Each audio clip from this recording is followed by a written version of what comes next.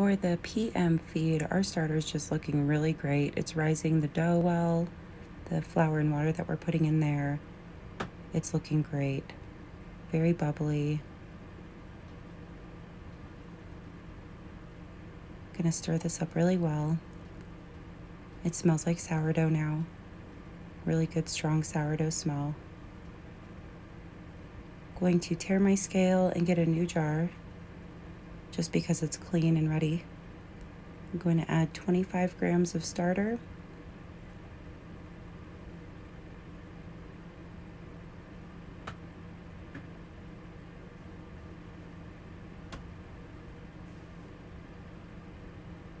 And then I'm going to feed it with 100 grams of water and 100 grams of flour.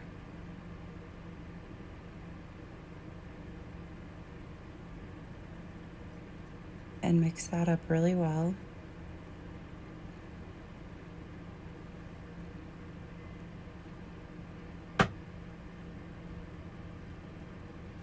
Now that we've built up the confidence to know that our starter can rise this amount of flour,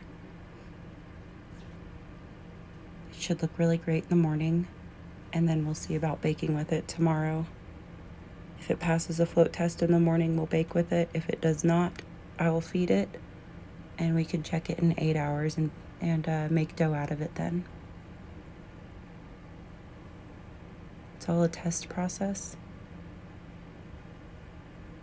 If you run out of flour here, just go ahead and add some all-purpose or whatever you've got on hand. Bread flour is the best. Pre-bake anyway, or rye. Rye is really great. I don't have any rye and I can never find it. So I like to use bread flour and then whole wheat flour as a substitute feeds. You can feed your starter anything that is nice and sweet. Sometimes I give it a little bit of sugar or honey, a little bit of yogurt.